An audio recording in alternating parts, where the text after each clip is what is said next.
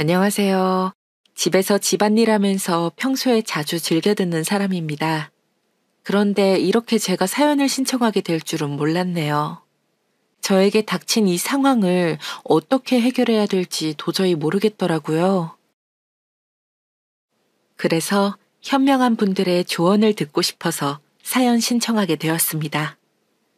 많은 구독자분들께서 제 사연을 듣고 현명한 답을 주실 수 있게 구독과 좋아요 한 번씩 부탁드리겠습니다. 저는 서울에 사는 60대 주부입니다. 아들 둘, 딸 하나 있고요. 딸은 아직 결혼을 안 했고 유학을 가서 멀리 떨어져 살아요. 딸이 늘 그리웠죠. 그래도 아들 둘은 모두 늦지 않은 나이에 짝을 만나 결혼을 했습니다. 제 아들들 둘이 같은 대기업에서 근무하고 있고 업무 특성상 공휴일이나 징검다리로 쉬는 날에 잘 쉬지 않는지라 그럴 때는 가끔씩 첫째 며느리, 둘째 며느리랑 같이 여행을 다녀오곤 합니다. 자주는 아니고요. 어쩌다 한 번씩이죠. 이게 가능한 건 첫째 며느리와 둘째 며느리가 저한테 딸처럼 굉장히 살갑게 대해주기 때문입니다. 친구들이 다들 부러워할 정도였죠. 이번 여행은 징검다리 연휴까지 포함해 3박 4일로 부산에 가게 되었습니다. 아들 둘은 4일 중 각기 다른 이틀씩 출근을 해야 했기에 함께 여행하지 않고 기왕 쉬는 날 집에서 편히 쉬라고 하고 며느리들과 여느 때처럼 여행 준비를 했습니다. 평소 저는 며느리들과 엄마 딸 관계처럼 생각하고 대했기 때문에 며느리들이 저와의 여행을 내켜하지 않는다고는 생각하지 못했답니다. 이렇게 살갑게 여행 준비를 하면서 서로 챙겨줬으니까요. 제 입장에서는 티가 전혀 안 났었죠. 어머님, 이번 부산 여행은 특별히 가고 싶으신 곳 있으세요? 여행 준비하는데 참고해서 짜려고요. 아이고, 매번 여행 준비하느라 고생이 많다 우리 소희가. 소희 네가 가고 싶었던 곳이 있으면 넣어도 좋고 아니면 둘째 세아가 윤지랑 같이 상의해보렴. 나는 어디든 좋아. 너무 힘든 코스만 아니면 다 괜찮지 뭐. 네, 늘 하던 대로 저희가 열심히 여행 준비해볼게요. 혹시 특별히 부산에서 가고 싶으신 곳이 있으신가 해서 여쭤봤어요. 동서랑 같이 이야기해보고 여행 계획 말씀드릴게요. 아, 제가 좀 늦었죠, 어머님. 형님, 잘 지내셨죠? 요즘 한동안 공휴일이 없어서 이렇게 여행 갈 일이 없었는데, 다시 공휴일 생겨서 가족여행 가게 돼서 너무 좋은 것 같아요. 이번엔 부산이었나요? 호랑이도 제 말하면 온다더니 윤진이가 바로 왔구나. 안 그래도 윤지 오면 같이 부산 여행 계획 짜보라고 하고 있었단다. 아우 나는 이게 무슨 복이니. 며느리들이랑 오순도순 전국 여행 다니고 말이야. 다른 친구들이 얼마나 부러워하는지 몰라.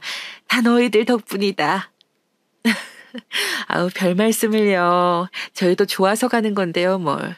남편이 여행 가기 좋은 시기에는 늘 일을 해야 되니 어쩔 수가 없죠. 다 같이 갈 수 있으면 더 좋겠지만 저희끼리라도 즐겨요, 어머님. 맞아요, 맞아요. 이렇게 여행까지 같이 다니는 고부관계는 흔치 않을걸요? 제 주변엔 한 명도 없답니다.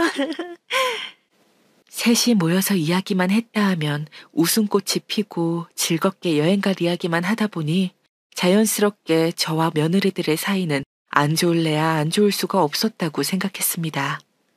실제로 여행 계획도 착실하게 잘 짜와서 맛있는 것도 먹고 좋은 것도 보고 같이 걸으며 여행도 하고 사진도 많이 찍고 당연히 좋을 수밖에 없잖아요. 그렇지 않나요? 여러분께서 저라고 생각해 보세요.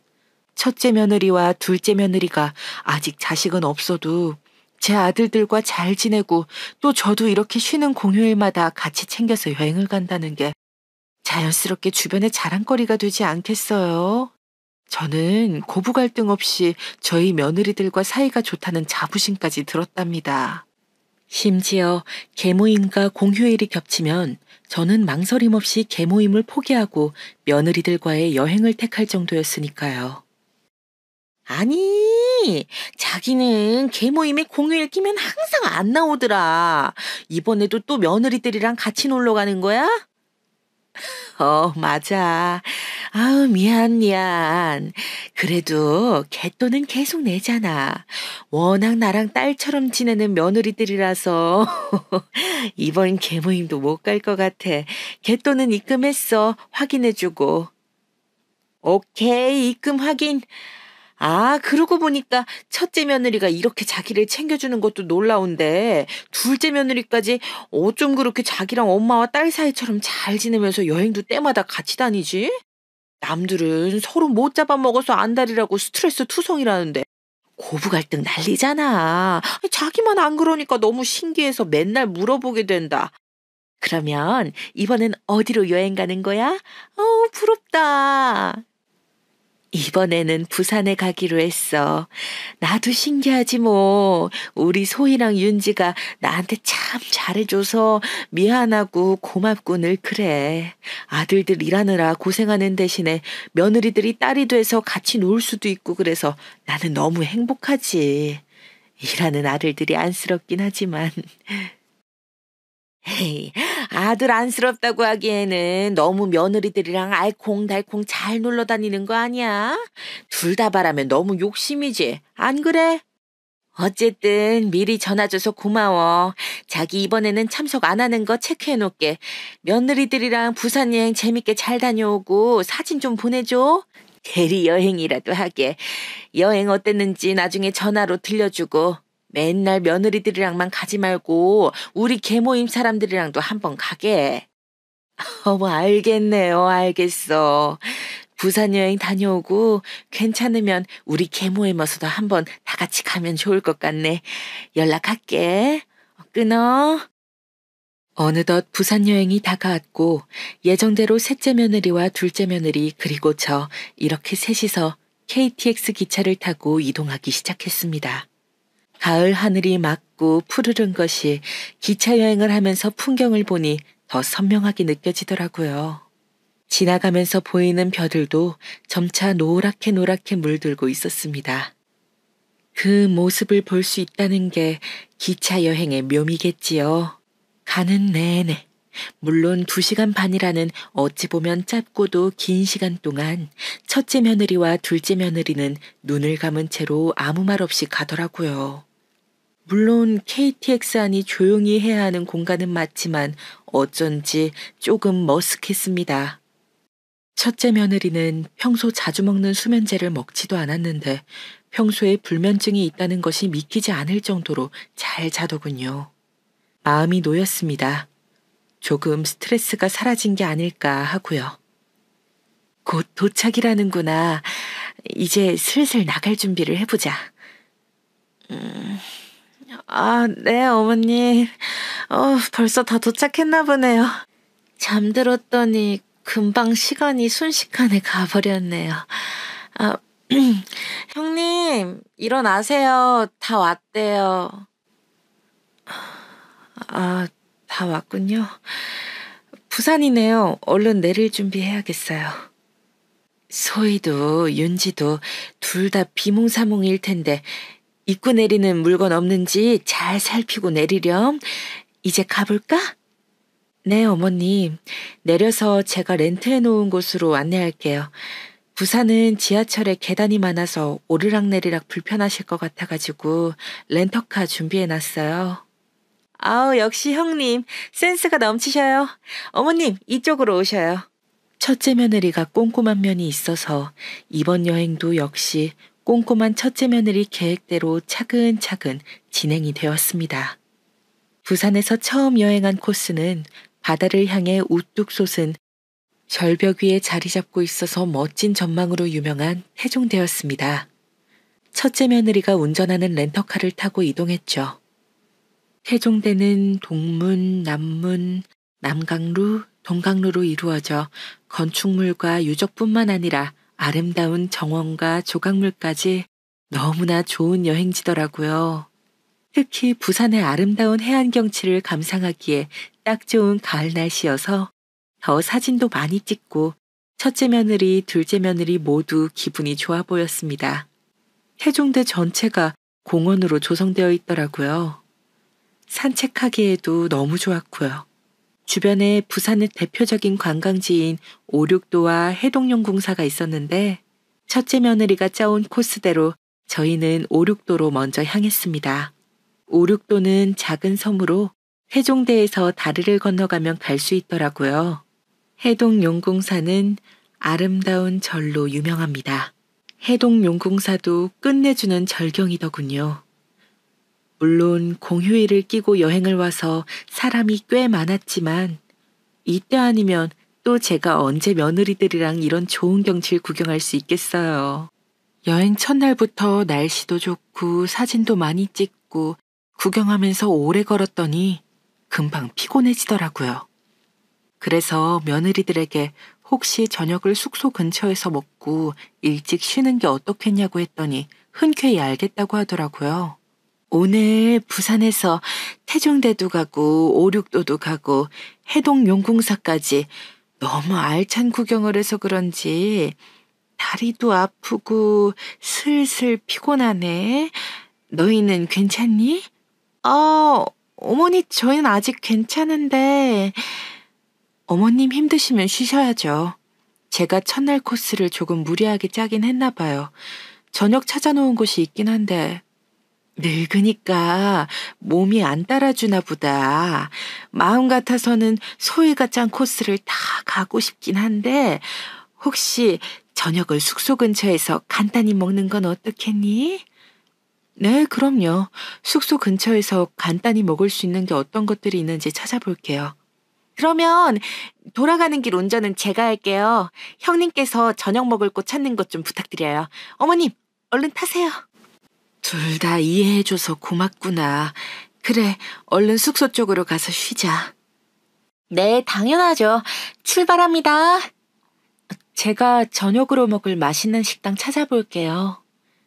숙소에 도착 후 짐을 풀고 바로 저녁을 먹으러 갔습니다. 해물찜이나 회를 먹자고 하는 둘째 며느리에게 오늘은 간단히 밀면이나 먹는 건 어떻겠냐고 했더니 제가 먹고 싶은 걸로 먹으러 가자고 하더라고요. 꽤 오랜만에 여행하는 데다가 많이 걸었기 때문에 생각보다 제 몸이 많이 힘들었나 봅니다. 얼른 먹고 숙소에 가서 씻고 누워있고 싶더군요. 밀면집에서 면과 매운 양념장, 신선한 야채로 된 부산의 민속 음식 밀면을 먹고 나니 향긋하고 쫄깃하더라고요. 너무 맛있어서 허겁지겁 먹었던 것이 생생하게 기억이 납니다. 숙소 바로 앞이어서 들어가자마자 먼저 씻겠다고 하고 샤워를 했습니다. 첫째 며느리와 둘째 며느리가 짐 정리를 하는 동안 금방 씻고 나왔는데 둘째 며느리가 음료수를 건네는 겁니다. 어머님, 아까 밀면 먹고 입이 텁텁하실 수도 있을 것 같아서 편의점에서 감귤 주스 좀 사왔어요. 한 잔 드릴게요. 둘째가 센스가 있구나. 고맙네. 잘 마실게. 안 그래도 시원하게 음료수 한 잔 했으면 좋겠다고 생각했는데 첫째가 요즘 약 때문에 술을 안 마시니까 숙소 와서 술도 안 먹고 그래서 생각을 딱 접었었거든. 음료수가 있으니 좋구나. 역시 동서가 센스가 있죠. 저도 마셔봤는데 시원하고 좋더라고요. 아우 시원하니 맛 좋구나. 그나저나 우리 드라마 할 시간 안 되었나? 어머님 챙겨보시는 드라마 할 시간 거의 다 되었네요. 제가 채널 돌려놓을게요. 잠시만요. 그날 많이 걸어다니고 구경하느라 피곤해서 그런지 드라마를 보는데도 솔솔 잠이 오더라고요. 그래서 드라마를 얼마 보지도 못하고 제가 졸고 있더라고요. 한마디로 기절 직전이었습니다. 그래서 며느리들에게 난 이제 자야겠다고 도저히 졸려서 안 되겠다고 난 침대에 가서 누워야겠다고 하고 침대 쪽으로 와서 누웠습니다. 그런데 누워서 완전히 골아떨어지기 전에 밖에서 꿈인지 생시인지 이상한 소리가 들리더군요. 형님, 이거 진짜 효과 있는데요? 어머님 드라마 시작한 지 5분도 안 돼서 잠드시더라고요. 알아서 침대 가서 누우시니 편하네요. 잠 안 올 때 먹으면 진짜 효과 좋은 수면제니까. 이건 먹어본 사람만 안다니까. 어차피 어머님 오늘 여기저기 돌아다니느라 무리하신 날이라 일찍 잠드는 거 이상하게 생각도 안 하실 거고. 그래도 조금 안 내키긴 하네. 형님, 저희 할 만큼 한 거잖아요. 우리 꼭 이렇게까지 해야 해요? 진짜 저는 결혼하고 나서 형님께서 계속 어머님이랑 둘이 여행 다니신 거 알고 놀랐잖아요. 요즘 남편이랑도 안 가는 마당에 무슨 어머님이랑 대리효도도 아니고. 저는 형님께서 무슨 날개 잃은 천사이신 줄 알았어요. 솔직히 이번 부산 여행도 오기 싫었어요. 이런 재미라도 있어야죠. 나도 어머님이랑 여행 당연히 좋아서 오는 건 아니야. 매번 여행 계획 짜서 모시고 효도 관광 해야 되지. 음식도 잠자리도 편하지 않으면 안 되니까 늘 노심초사해야 하지. 여간 피곤한 게 아니야. 차라리 일하는 남편이 부러워. 일하고 나면 쉴 수가 있으니까. 그런데 나랑 동서는 쉬지도 못하고 효도 관광이나 다녀야 하니 말이야. 그래, 오늘은 어머님께 수면제 드리길 잘한 것 같아. 푹 쉬시라고 하고 우리는 얼른 다녀오자고. 네, 형님. 잘 생각하셨어요. 제가 알아놓은 데가 여기 나이트클럽 좋다고 하더라고요. 이리로 가볼까요? 아우, 언제 또 나이트클럽 검색까지 해놨어. 동서도 참 빠른 사람이야. 얼른 다녀오자고. 옷 갈아입고. 여기까지 듣고 저는 그만 깊은 잠에 빠져버렸습니다. 들으면서도 이게 꿈이길 바라고 또 바랐죠. 제가 요즘 드라마를 많이 봐서 이런 생각을 하게 된 건 아닐까, 그런 생각을 하면서 잠들었습니다. 그리고 알 수 없는 기시감에 눈을 떠보니 저는 처참한 광경에 그만 넋을 잃고 말았습니다. 그대로 다시 기절하는 줄만 알았죠. 제가 본 광경이 정말 꿈이길 바랐습니다. 제가 마주한 모습은 바로 거실에 아무렇게나 누워서 술에 골아떨어져 있는 첫째 며느리와 둘째 며느리의 모습이었습니다. 처음에는 놀라서 아무 말도 안 나오고 시간이 멈춘 것 같이 한 발짝도 움직일 수 없었습니다. 하지만 이내 얼굴이 붉게 달아오르는 것을 느꼈습니다. 손바닥 크기만한 짧은 치마를 입고 가슴골이 다 보이는 야한 옷들을 입고 있는 게 아니겠어요? 여러분이라면 어떤 느낌이실 것 같나요? 저는 난생 처음 겪어보는 이 광경에 다시 한번 넋을 잃고 그 자리에 주저앉았습니다.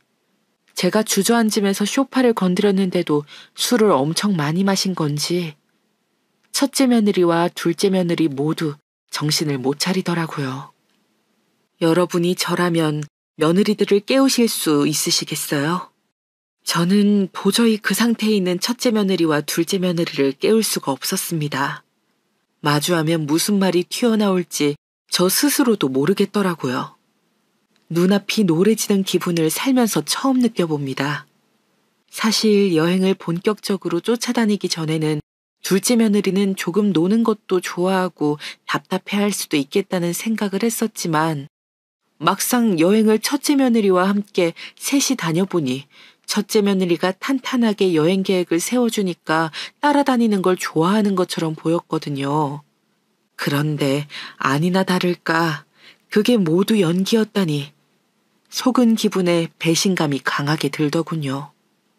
첫째 며느리는 제 큰아들과 결혼한 지 이제 3년인데 3년간 여행을 가자고 할 때마다 반겨하며 기꺼이 여행 계획을 너무나 착실하게 짜와서 코스대로 여행을 시켜줬었습니다.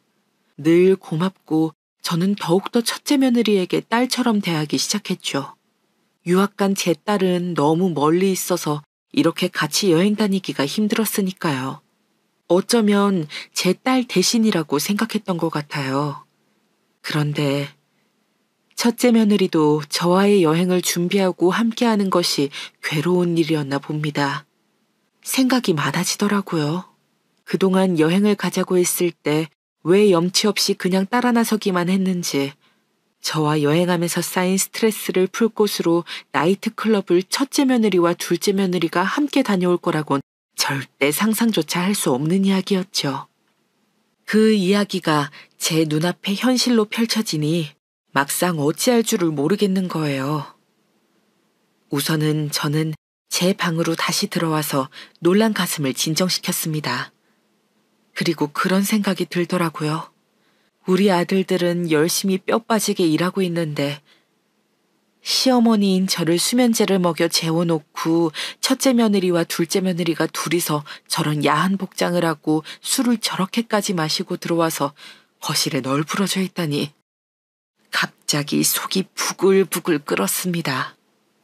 그리고는 일단 진정하고 증거부터 남겨야겠다는 생각에 눈 뜨고 차마 볼 수 없는 광경을 영상으로 찍었습니다. 사진은 찰칵 소리가 나서 깰 수도 있다는 마음에 그렇게 했죠. 그냥 쓱 하고 핸드폰으로 거실에 널브러져 술에 골아 떨어진 첫째 며느리와 둘째 며느리를 찍었습니다. 그리고는 다시 방에 들어왔죠. 이 상태, 이 복장 그대로 저와 눈이 마주치기라도 한다면 며느리들이 어찌 나올지 궁금하기도 했지만 우선은 더 이상 이 꼴을 보고 있기가 힘들더라고요. 그래서 다시 제 방 침대로 돌아와 뜬 눈으로 밤을 지새우고 말았습니다. 제가 뜬 눈으로 밤을 지새우는 걸 아는지 모르는지 첫째 며느리와 둘째 며느리는 아침이 될 때까지 골아 떨어져 있다가 겨우 첫째 며느리가 먼저 일어났더라고요. 피곤하다. 숙취. 지금이 몇 시? 동서, 일어나봐. 이럴 때가 아니야, 지금. 옷은 갈아입고 와야지, 얼른. 네? 맞네요. 지금 어제 우리 이복정으로 거실에서 깜빡 잠들었나봐요, 형님. 얼른 갈아입고 오자고요. 그나저나 어머님 아직도 주무시나봐요. 형님 수면제가 효과가 아주 좋은데요? 원래 이렇게 아침 늦게까지 잠을 잘 만큼은 아닌데. 어머님께서 정말 많이 피곤하셨나 봐. 아직도 안 깨고 쭉 주무시는 걸 보면. 우리야 잘 됐지. 이 복장으로 마주치기만 했어 봐. 아주 그냥 인생 피곤해지는 거지. 네, 그럼요. 형님 수면제 넣어서 음료수 드리길 잘했죠. 그나저나 저희 술 냄새 나는 게 좀 심한데 저랑 형님이랑 둘이 어제 어머님 일찍 주무셔서 밖에 나가서 치킨에 소주 먹고 왔다고 할까 봐요. 동서는 참 똑똑해. 철저한 면이 있단 말이야. 그래, 그렇게 말씀드리자. 나는 옷 갈아입고 편의점에서 숙취해소제 좀 사올게. 도저히 안 되겠다. 형님, 제 것도 부탁드릴게요. 감사합니다. 제가 최대한 여기 티 안 나게 좀 치워놓고 있을게요. 다녀오세요. 방에 들어와 누워서 첫째 며느리와 둘째 며느리의 대화 내용을 들으니 더 가관이더라고요. 저에게 수면제를 탄 건 너무나 명확해졌고 꿈이라고 믿고 싶었던 내용들이 모두 현실로 다가와 날카로운 송곳이 되어 저를 아프게 쿡쿡 찔러대는 것 같았습니다. 그러다 제 아들 둘이 너무 불쌍하다는 생각이 든 나머지 터져나오는 눈물을 삼킬 수가 없었습니다. 침대에 누워 숨죽이고 소리내지 않고 흐느끼고 있었는데 어머님, 아직 주무세요? 아주 푹 골아 떨어지셨네. 많이 피곤하셨나?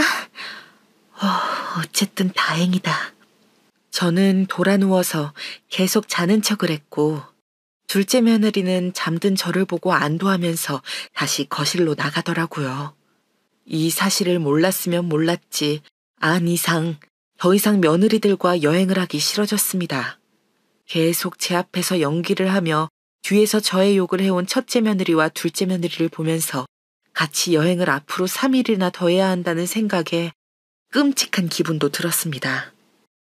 그래서 저는 한 가지 술을 쓰게 되었습니다. 바로 꾀병이었죠. 열이 나는 것 같다며 억지 기침도 콜록콜록 계속 해댔습니다. 독감에 걸린 것처럼 몸이 무겁고 도저히 걸을 수가 없다며 첫째 며느리와 둘째 며느리에게 미안하다고 하며 여행을 빨리 끝내고 다시 서울로 올라가자고 했습니다. 내가 몸이 너무 안 좋아서 독감 증상이랑 똑같이 계속 몸이 무겁고 열이 나고 으슬으슬 춥고 이렇게 재채기도 심하고 여행을 더 다니는 게 힘들 것 같다.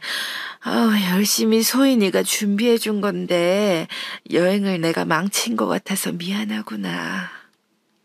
아니에요, 어머님. 아프시면 당연히 얼른 올라가서 쉬는 게 우선이죠. 여행 계획 짜둔 거는 나중에 와서 또 여행하면 되는걸요. 너무 미안해 마세요. 제가 올라가는 KTX 기차표 변경해 볼게요. 잠시만요. 네, 맞아요, 어머님. 아플 땐 집에서 쉬는 게 최고죠. 형님, 제가 짐 정리하고 있을게요. 어머님, 부산 여행은 다음에 저희랑 또 와요. 너무 아쉬워 마시고요. 그래. 너희들 덕분에 내가 행복하구나. 저에게 다음 여행을 또 같이 오자고 마음에도 없는 소리를 하는 첫째 며느리와 둘째 며느리 앞에서 저도 같이 억지로 웃으며 거짓 연기를 하려고 하니까 정말 머리가 지끈거리고 몸이 아픈 기분이 들더라고요. 이게 맞는 걸까라는 기본적인 질문도 스스로에게 던지게 되었습니다. 빠르게 짐을 챙겨 숙소에서 체크아웃을 하고 KTX 기차를 타러 왔습니다. 그런데 먼저 찔렸는지 둘째 며느리가 이렇게 말하더라고요. 저랑 형님이랑 어제 사실 어머님 일찍 주무시길래 둘이서 회포도 풀 겸 겸사겸사 치킨집에 갔거든요. 가서 형님이랑 진솔한 대화를 나누다 보니 꽤 오래 늦게까지 소주에 치킨을 많이 먹었더라고요. 그래서 저랑 형님이랑 컨디션이 좀 안 좋아요, 어머님. 죄송해요. 이렇게 어머님 아프실 줄도 모르고 저희끼리만 신나서 같이 어제 술 먹고 그랬네요. 이해해 주실 거죠? 네? 오랜만에 동서랑 수다 떨다 보니 시간 가는 줄 모르겠더라고요. 어머님, 죄송해요. 저희끼리만 마시고 와서.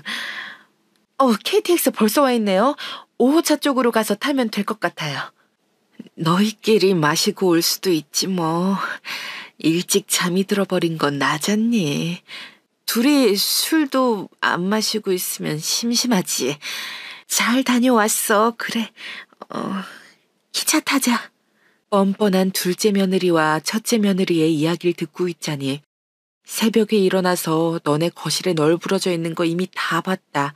어디서 새빨간 거짓말이야 라고 말하고 싶은 게 목까지 차올랐지만 끝내 말을 삼키고 며느리들에게도 억지 웃음을 보였습니다. 아니나 다를까 달리는 기차 안에서 둘 다 역시 기절한 채로 잘 자면서 가더라고요. 저는 너무 황당하고 화가 나서 잠도 오지 않는데 말이죠. 그래서 저 혼자 사색에 잠기게 되었습니다. 저에게 대체 이런 일이 왜 일어난 걸까 곰곰이 생각해보게 되더라고요. 제가 그동안 며느리들과 같이 이렇게 여행을 다닌다는 것 자체가 어쩌면 큰 환상이 아니었나. 제가 너무 바보 같다는 생각이 들더라고요. 여러분들이 저라면 어떤 심정일 것 같으신가요? 저는 가슴이 찢어지는 것 같더라고요. 특히 첫째 며느리에게 더 큰 배신감이 느껴졌어요.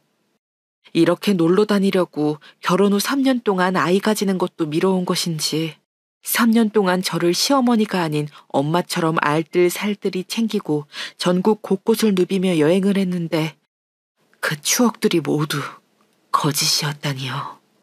둘째 며느리야 뭐 이제 결혼한 지 1년이고 결혼 전에 저와 첫째 며느리가 이렇게 여행을 함께 하는지도 몰랐을 테니까 그럴 수 있다고 생각해 보려고 했습니다. 하지만 둘 다 너무 괘씸하더라고요. 그렇게 여행을 오기 싫었으면 차라리 말을 해주지. 원망 섞인 한숨만 나왔습니다. 어느덧 서울역에 도착했고 저는 택시를 타고 집에 가겠다며 도망치듯 후다닥 첫째 며느리와 둘째 며느리에게서 사라졌습니다. 아직도 비몽사몽인 며느리들을 보니 어젯밤 야한 복장에 술에 꼬라서 누워있던 꼬라지가 생각나서 같이 있기가 힘들었어요. 집에 돌아와 저는 고민에 빠졌습니다.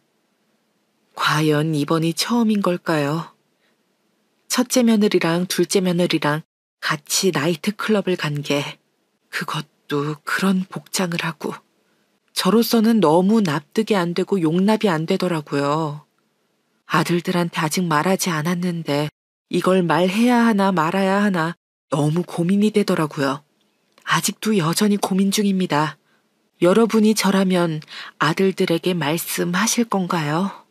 말을 했을 때 아들들이 자기 아내에게 얼마나 실망할지 생각하면 또 망설여지고 괜히 잘 살고 있는 애들 관계를 내가 망치는 건 아닌가 또 걱정이 되고 이게 옳은 일인가 싶더라고요. 나 하나 눈 감고 있으면 될 일인데 괜히 내가 나서는 거 아닌가 싶은 생각이 들다가도 그런데 또 아들들이 계속 이렇게 나가서 고생해서 생활비 벌고 하는데 첫째 며느리랑 둘째 며느리는 놀러 다니면서 나이트클럽이나 가는 게 사실은 엄밀히 말해 이건 바람인 거잖아요. 당사자들이 당연히 알아야 되는 거고 심지어 시어머니인 저한테 수면제까지 다 먹이고 이거는 진짜 아닌 거잖아요. 당장 아들들에게 달려가서 말해야겠다 생각했다가도 또 계속 이런 생각들이 엎치락 뒤치락 하면서 아주 환장을 하겠는 거예요. 그렇다고 누구한테 말도 못하고요.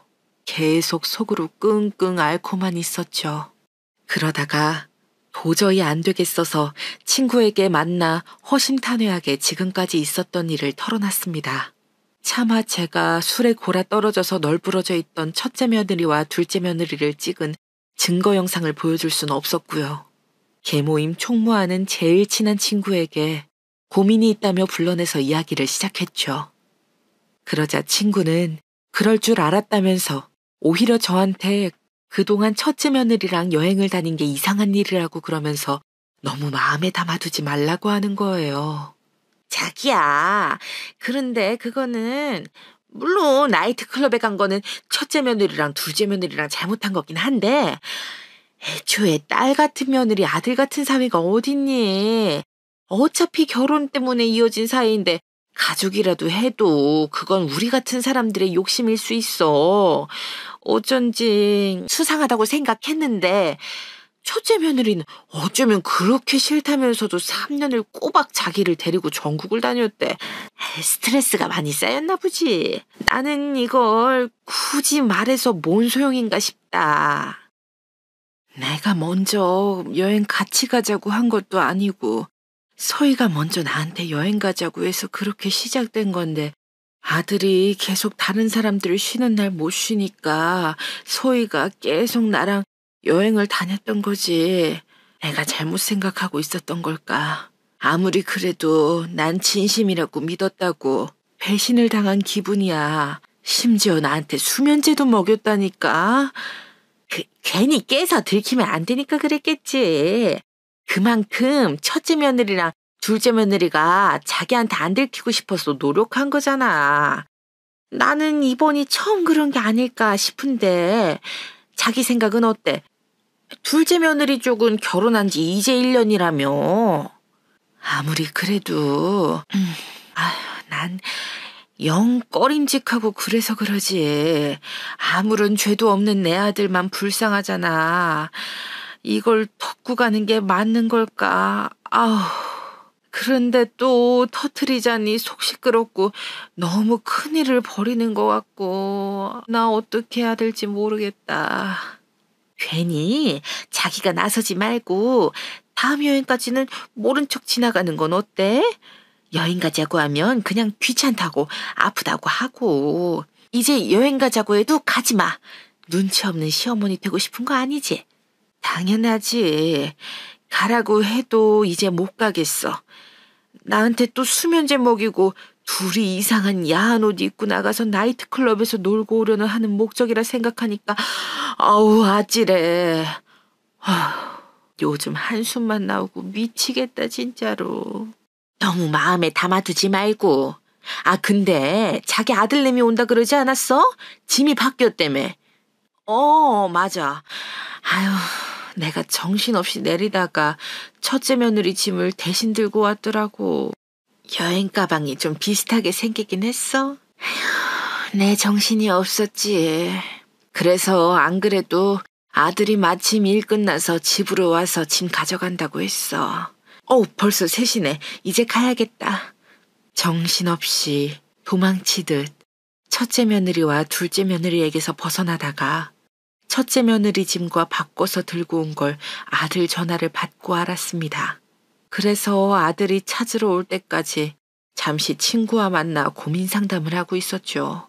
친구와 이야기하다 보니 어느새 시간이 금방 흘러 아들이 짐을 찾으러 올 시간이 거의 다 되었습니다. 그래서 부랴부랴 집에 와서 아들을 반갑게 맞아주었죠. 어쩐지 그날따라 아들의 표정이 더 피곤해 보이고 부쩍 수척해진 모습이었습니다. 괜시리 마음이 아프더라고요.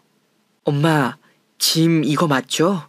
아프시다더니 몸은 많이 괜찮아지신 것 같네. 다행이에요. 내가 정신없이 집에 오느라 짐을 바꿔 들고 왔네. 바쁠 텐데 여기까지 또 오게 해서 미안하다. 안 그래도 피곤할 텐데 요즘 일은 어때? 늘 비슷하죠 뭐. 괜찮아요 저는. 회사에서 전화 들어오네요. 잠시만요. 그 잠깐 사이에도 정신없이 회사에서 오는 전화를 받으러 가는 아들을 보며 마음이 착잡해지더라고요. 그래서 우선 아들에게 간단히 마실 음료라도 만들어주려고 믹서기에 토마토랑 이것저것 넣어서 갈아서 주러 갔습니다. 그런데 그만 아들이 통화하는 소리를 듣고만 저는 너무 소스라치게 놀라서 들고 있던 토마토 주스를 떨어뜨릴 뻔했습니다. 다행히 떨어뜨리지는 않았지만 제가 잘못 들은 게 아닐까 계속 의심하며 귀 기울일 수밖에 없었습니다. 와이프 몰래 갈 수 있어. 오래 기다렸지? 이제 한 5분이면 돼. 곧 출발할 수 있어. 지금은 잠깐 엄마 집 와 있거든.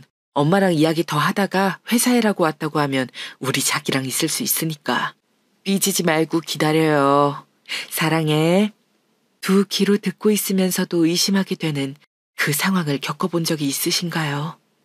저는 어제 첫째 며느리와 둘째 며느리가 저 몰래 나이트클럽 갔다가 새벽에 술 먹고 취해서 그러고 있는 걸 보게 되었을 때보다 더 큰 충격을 받았습니다. 제 아들이 바람을 피고 있었다니요. 첫째 며느리한테 오히려 면목이 없는 사람이 되고 만 것입니다. 졸지에 갑자기 입장이 바뀌어 버리다니 놀란 가슴을 진정시키고 아들에게 이야기를 해야 되나 말아야 되나 고민하던 찰나에 오히려 아들의 비밀을 알아버리게 된 것입니다. 여러분께서는 이런 느낌 상상이 되시나요?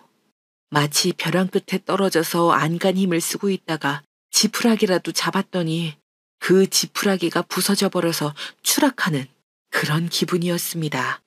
한동안 저는 멍하니 앉아 넋이 나간 사람처럼 창문밖만 바라보고 있었습니다. 그런 제 마음을 아는지 모르는지 아들놈은 얼른 나가겠다고 회사 일이 바쁘다는 핑계를 대고 앉아있더라고요. 엄마, 저 회사에 또 급한 일 생겨서 가봐야 돼요.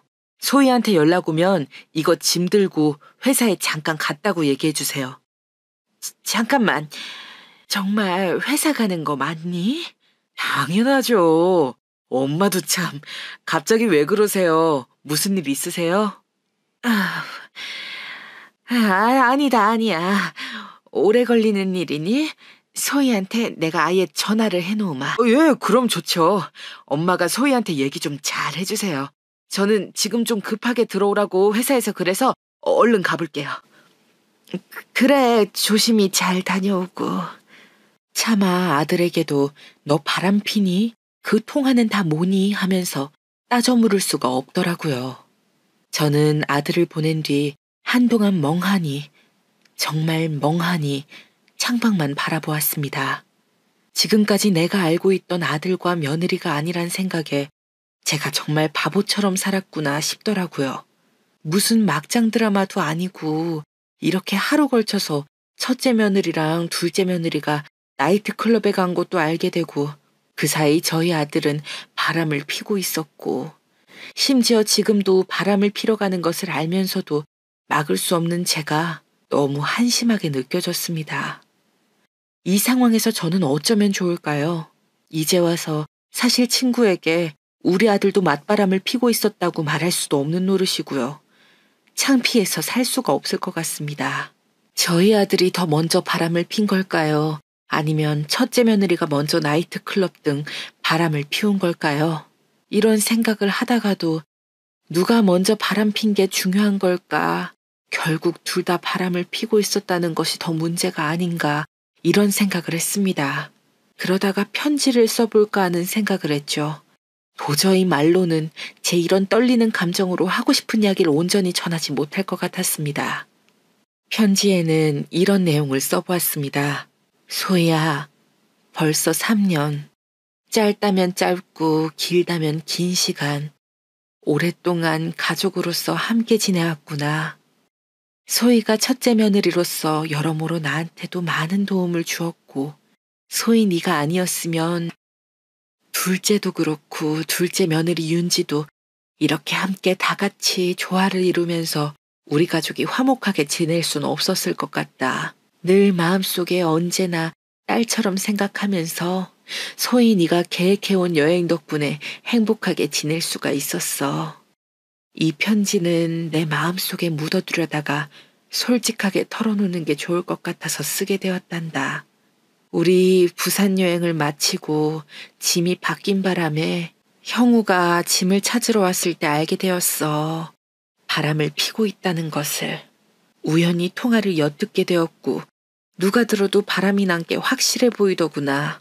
큰 충격이었다. 소희 네가 나한테 그렇게 잘해주고 알뜰살뜰하게 챙겨주고 있을 때 바람이라니. 나는 내 아들에 대한 실망과 상처로 느껴질 수도 있지만 그보다는 지금까지 우리 가족이 함께 지켜온 것들을 깨지 않고 중요하게 소중하게 지켜야겠다고 생각했지. 그렇다고 아는 걸 모른다고 하는 것은 너무 큰 위선이라고 생각했단다. 그래서 솔직하게 너한테 터놓는 거야. 나도 형우가 이렇게 바람핀 것에 대해서 어떻게 대처해야 될지 막막하고 이 문제를 어떻게 소희 너와 함께 해결할 수 있을까 고민이 되더구나. 그래서 여러 가지 생각이 들었어. 하지만 지금 나와 소희 너에게 제일 중요한 것은 우리 가족 간의 소중함과 상호 간의 이해와 지지라고 생각한다. 그리고 솔직한 대화도 중요하다고 생각해. 소희 너와 함께 형우랑 이 문제에 대해 솔직하게 대화를 나누면 좋겠어. 형우가 오랜 시간을 계속 일만 해오다 보니 뭔가 심리적으로 문제가 있거나 외로웠거나 아니면 소희 너랑 어떤 갈등이 있었는지도 궁금하구나. 나는 너희가 대화로 이 기회에 허심탄회하게 이야기하는 시간을 가졌으면 좋겠구나. 나는 소희 네 편에서 같이 도우려고 해. 형우는 잘한 거 아무것도 없다. 너에게 큰 상처를 안겨준 것 같아서 미안하구나. 하지만 우리가 이 문제를 함께 극복할 수 있다는 생각을 가지고 그렇게 믿고 나는 이 편지를 전하게 되었어.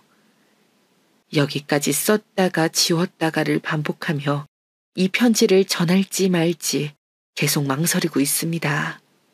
처음에는 제 아들들에게 첫째 며느리와 둘째 며느리가 나이트클럽에 다니면서 바람을 피웠다는 걸 말해야 하나 말아야 하나 고민을 했는데 이제는 제 첫째 아들이 바람 피는 걸 알게 돼서 이러지도 저러지도 못하고 첫째 며느리에게 이 사실을 말해주고 같이 해결해보자는 편지를 적고 있으니 말이죠. 그런데 이 편지를 전하는 게 맞는 건지도 잘 모르겠습니다. 저희 아들만 괜히 곤란해지는 건 아닐까요? 사실 첫째 며느리도 나이트클럽에 가서 바람핀 건 사실인데요. 제가 이 편지를 보내면서 부산 여행 때 둘째 며느리랑 함께 첫째 며느리가 제 음료에 수면제를 타고 둘이 야한 복장으로 술을 마시며 돌아다녔다는 걸 안다고 증거도 있다고 이런 식으로 말을 하는 게 좋을까요? 저는 아들들이 며느리들이랑 이혼하는 걸 원하진 않습니다. 돌이켜보면 첫째 며느리가 우리 집안에 들어와서 이것저것 많이 챙겨주었고 배려를 많이 해줬기 때문에 지금까지 별 문제 없이 큰 탈 없이 화목하게 지낼 수 있었던 것도 사실이거든요. 저와 여행을 가는 것이 억지로 한 일이라고 해도 그래도 그 또한 효도를 한 것임은 변함없는 사실이니까요. 정말 혼자서 많이 고민하다가 여기에 이렇게 사연을 보내게 되었습니다. 혹시 제가 쓴 편지 내용 중에서 바꾸거나 추가하면 좋을 내용이 있을까요? 아니면 이 편지를 아예 첫째 며느리에게 안 보내는 게 좋을까요? 계속 이대로 아들의 바람도 며느리들의 일탈도 모른 척 살아가는 게 좋은 걸까요? 요즘 이것 때문에 도통 잠을 자지를 못합니다. 계속 뒤척이며 잠을 설치게 되더라고요. 여러분께서도 가정에 심각한 고민이 생기면 이렇게 잠을 설치고 밥맛도 없고 스트레스가 점점 쌓여가시죠? 제가 지금 딱 그런 상태입니다. 요즘 제일 많이 듣는 음악은 스카이캐슬이란 드라마에 나왔던 We All Lie예요. 우리는 모두 거짓말쟁이란 뜻이죠. 이 이름부터가 드라마의 등장인물들의 위선적인 모습을 꼬집고 있는 게 딱 저의 상황과 너무 똑같은 것 같은 거예요. 이 노래 가사 중에 제일 와닿는 건 솔직히 말해보자. 우린 미소 지은 채 속임수를 쓰지. 사기꾼처럼 말이야. 외쳐봐. 네가 갈망하는 모든 것들. 사람들은 진실을 덮으려고 가면을 쓴 채 연기하지. 서로를 속이면서 말이야. 안 그래? 넌 진실을 보고 있니? 넌 정말 진실을 보고 있니? 나와 함께 도망가자. 이 부분이에요. 그 드라마를 볼 때는 거짓과 위선으로 출세 목적의 교육을 하는 드라마 주인공들을 보며 어쩌면 저렇게 파렴치하게 할 수가 있지 하면서 관람자의 태도로 봤었는데 이제는 그 주인공들의 마음을 어느 정도 알 것 같달까요? 이러지도 저러지도 못하고 이렇게 연기를 하면서 모르는 척 거짓말을 해야 하는 이 상황이 너무 안타깝고 답답한 마음뿐입니다. 그래서 부디 현명한 여러분들의 이야기를 듣고 싶습니다. 제 상황과 완전히 똑같은 일을 겪진 않으셨겠지만 살아보니 이런 것들은 말하는 게 좋더라 또는 말을 안 하는 게 좋더라 같은 조언이 저에겐 지금 누구보다도 절실하게 필요한 상황입니다. 불쌍한 사람 돕는다는 생각으로 꼭 댓글 남겨주시면 감사하겠습니다. 그리고 앞으로 여행을 가자고 하면 귀찮다고 아프다고 그렇게 계속 모면을 하는 게 맞을까요? 아니면 솔직하게 너희가 나랑 여행 가는 거 힘들어한다고 말하는 걸 들었다고 얘기를 하는 게 좋을까요? 계속 귀찮다 아프다 하는 건 한계가 있을 것 같기도 하고 원래는 웃으며 자랑했던 자랑거리의 이야기가 저의 발목과 숨통을 조여오는 기분입니다. 지금은 여행의 여자만 들어도 진절머리가 나요. 앞으로 여행은 친구들이랑 다녀야겠습니다. 개모임에 더 열심히 나가려고요. 이런 제 마음을 아는지 모르는지 둘째 며느리는 무슨 바람이 들었는지 자꾸만 와서 필요한 거 없으시냐. 다음 여행은 어디로 갈지 이번엔 자기가 계획해보겠다고 하더라고요. 솔직히 가증스럽습니다. 또 어디 나이트클럽 가려고 하나. 이제 이런 생각밖에 안 들거든요. 첫째 며느리는 말할 것도 없고 둘째 며느리도 얼굴을 보기가 힘들어요. 위선적이라는 생각밖에 안 듭니다. 차라리 멀리 떨어져 지내고 명절 때나 한 번 얼굴 보는 게 속 편할 것 같기도 합니다. 하루아침에 이렇게 딸 같던 며느리들이 남보다 못한 사이처럼 느껴지는 기분. 어떤 건지 짐작이 가시나요? 저와 비슷한 경험이 있으시거나 주변에 이런 사연이 있는 분이 있다면 어떻게 해결하셨는지 댓글로 알려주시면 참고가 많이 될 것 같아요. 남보다 못한 고부관계라더니 저는 그 말이 저에겐 전혀 해당 사항이 없는 말인 줄 알았습니다. 제가 처한 상황이 딱 그 모습이더라고요. 그래서 요즘엔 집안에 있으면 생각이 많아지고 자꾸만 우울해지는 것 같아서 개모임이 아니더라도 친구들이랑 자주 만나려고 노력합니다. 산책이라도 더 하려고 하고요. 그 전에는 여행을 가니까 가기 전까진 크게 심심하다고 느끼지도 않고 우울하지도 않았는데 말이죠. 이렇게 변한 제 모습이 저도 신기합니다.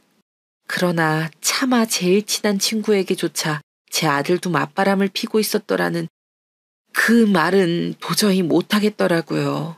그렇다고 멀리 유학가 있는 딸에게 이런 이야기를 터놓고 말할 수도 없고요. 괜히 제 걱정만 더하겠죠. 옆에서 도움을 못 준다며 미안하다고 괜히 멀리서 혼자 고군분투하면서 열심히 공부한 애한테 이런 걱정을 안겨주고 싶지 않더라고요. 그래서 정말 저는 지금 어디에도 털어놓을 수가 없어서 이렇게 지푸라기라도 잡는 심정으로 사연을 보내게 되었습니다. 제 사연을 여기까지 들어주셨다면 어떤 것이라도 좋으니 말씀 남겨주시면 큰 힘이 될 것 같습니다. 여기까지 사연을 쓰면서 든 생각은 정말 세상 일은 어떻게 될지 모르겠다는 거예요. 저도 제가 하루아침에 이렇게 딸처럼 생각하던 첫째 며느리, 둘째 며느리랑 멀어지게 될 줄 알았나요? 물론 저 혼자 저의 마음속에서 멀리해야겠다고 생각하고 있는 단계이긴 하지만요. 아직도 그 나이트클럽에 가버린 일을 아들들에게 말해야 할지 말아야 할지 고민하고 있어요. 심지어 첫째 아들은 맞바람이라니 기절초풍한 일이 이렇게 벌어지고 나니까 오히려 초연한 마음도 듭니다. 아들들에게 이런 일을 말하는 게 좋을지, 제가 손 떨면서 겨우 찍어놓은 그 증거 영상도 보여주는 게 좋을지 댓글로 의견 부탁드립니다. 감사합니다. 여러분들께서는 고부관계가 어떤지 너무 궁금해요. 제 친구들한테 듣는 것처럼 정말 제가 꿈꿔왔던 저의 첫째 며느리, 둘째 며느리들과 엄마와 딸처럼 지내는 고부 사이는 정말 없는 걸까요? 모두 환상이었던 걸까요? 저는 사이좋은 고부관계도 있다면 이야기를 들어보고 싶어요. 제가 혹시 며느리들에게 잘못된 게 있는지 스스로 한번 돌이켜보고 반성하는 시간을 가지는 것도 좋을 것 같아서요. 혹시 아들이나 딸의 바람으로 안 좋았던 아들-딸 부부관계를 원만히 해결하셨다거나 개인적인 경험담도 정말 좋아요. 말씀 주시면 너무 도움이 될 것 같거든요. 지금까지 긴 사연 들어주셔서 너무 감사드리고요. 이렇게 제 사연을 들어주신 여러분들께 앞으로 행복한 일이 가득하시길, 웃음꽃 필 일이 가득하시길 바라겠습니다.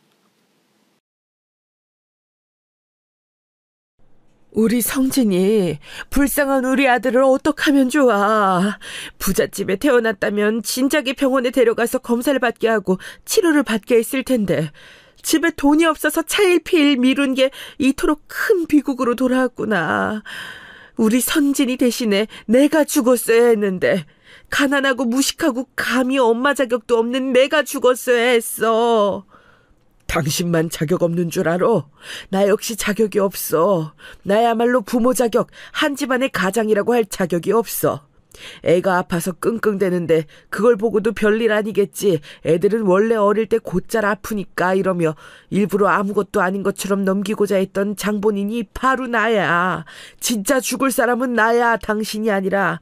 내가 잘못이야. 내가 우리 아들을 꽃도 못 피워보고 세상을 떠나게 한 거야. 저희 가족에게 남겨진 건 지독한 후회 그리고 병원비였습니다. 청구된 비용이 고스란히 빚으로 남았지요. 그때부터 저는 가난을 깨우쳤고 눈치를 보면서 살기 시작했어요. 제 친구들과는 달리 저는 의지하고 손을 벌릴 친인척도 없는 집안이라는 것도 알게 되었죠. 단 한 명, 친정엄마의 친언니이신 큰이모만이 당신께서도 넉넉하지 않은 형편이셨음에도 저희 가족을 언제나 신경 써주셨네요. 그런 온정을 보고 배우며 저도 열심히 살아야겠다고 생각했어요. 그런데 친정아빠께서 어린 자식을 잃은 슬픔을 잊으려고 과도하게 일을 무리해서 하시다가 공사 현장에서 다치고 마셨습니다. 야간 작업 중이었기에 주변에 사람이 거의 없었고 발견이 늦었어요. 그래서 친정아빠께서는 폐를 비롯한 기관지 그리고 허리를 크게 다치신 후유증으로 오래도록 칩거 생활을 하셔야만 했습니다. 어디를 쉽게 다니실 수가 없었죠. 저희 가족에게는 이중고였어요. 친정엄마께서 밤낮 없이 일을 하셔야 했고 이런 가정환경 속에서 제가 악바리 근성으로 자라난 건 예견된 수순이었네요. 제 머릿속에는 오로지 빚을 갚는 것과 부모님 마음고생 몸고생하는 걸 안 보고 싶다는 것 두 가지밖에 없었어요. 저를 위한 사치는 안중에도 없었고요. 당연히 성인이 되자마자 돈부터 벌었습니다. 원래는 작은 사무직과 편의점 일을 병행하며 돈을 벌었었는데 주변의 소개를 받아서 어느 공장에 들어가 일을 하게 되었어요. 본격적으로 고정적인 큰 돈을 벌 수 있다는 것에 설렜죠. 일은 힘들었습니다. 일 자체도 힘든데 공장의 임원이라는 분들의 눈치까지 보느라 쉴 새가 없어서 더욱 고단했어요. 지금 생각하면 어떻게 버텼냐 싶네요. 주변에서 다들 그랬습니다. 여기 사장이 진짜 돈에 미친 놈이라고 떠들었죠. 그러니까 공장에 여유 하나가 흐르지 않는다고 했어요.